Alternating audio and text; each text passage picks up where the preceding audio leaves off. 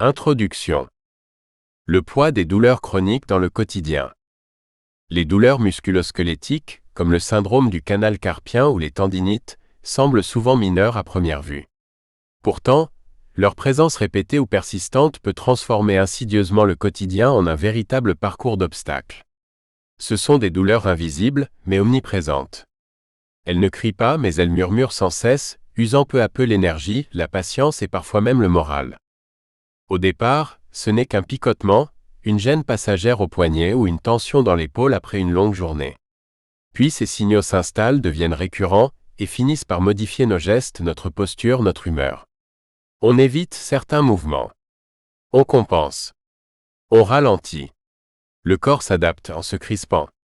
Très vite, les actes simples, ouvrir un bocal, porter un sac, taper sur un clavier, écrire, cuisiner, deviennent douloureux. La douleur chronique n'est pas seulement physique. Elle devient psychologique. Elle fragilise l'estime de soi, réduit l'autonomie, affecte les relations sociales et le travail. Ce mal diffus et silencieux entraîne parfois des arrêts maladie à répétition, de l'incompréhension de l'entourage, voire un isolement.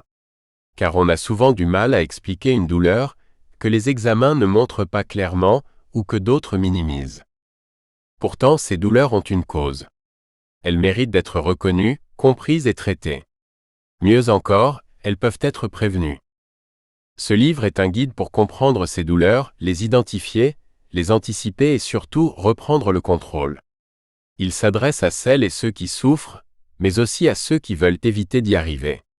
Parce que notre corps est notre principal outil de vie, il mérite notre attention, notre respect et notre bienveillance.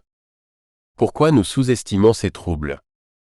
Les troubles musculo-squelettiques, TMS, tels que le canal carpien, la tendinite ou encore l'épicondylite, font partie de ces douleurs insidieuses que l'on relègue souvent au second plan. Ils ne font pas saigner. Ils ne clouent pas immédiatement au lit. Ils n'impressionnent pas visuellement. Et pourtant, ils rongent en silence. Alors pourquoi les sous-estimons-nous autant ? 1.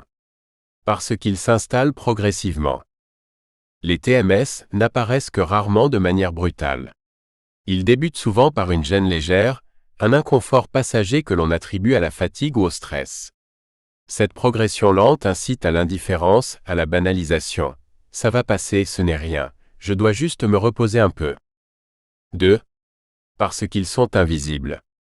Il n'y a ni plâtre, ni bosse, ni cicatrice visible. Une personne peut souffrir intensément sans que cela ne se voie. L'absence de signes extérieurs renforce l'idée, chez les autres comme chez soi, que ce n'est pas grave, que ce n'est pas une vraie maladie. 3. Parce que nous avons une culture de la performance. Dans de nombreux environnements professionnels, l'endurance est valorisée. Reconnaître qu'un poignet douloureux ou une épaule en feu nous empêche de travailler est vu comme un aveu de faiblesse. On préfère tenir forcé jusqu'à ce que le corps dise stop, parfois trop tard. 4. Parce qu'ils sont mal compris. Beaucoup de gens ignorent le fonctionnement des tendons, des nerfs ou de la posture. La méconnaissance des causes mène souvent à une prise en charge tardive, voire inadéquate. Par exemple, on soigne la douleur avec des anti-inflammatoires, sans jamais corriger le geste à l'origine du problème. 5. Parce que la douleur chronique est banalisée. Certaines personnes vivent depuis si longtemps avec la douleur qu'elle devient leur normalité. Elles ne se plaignent plus, n'en parlent plus.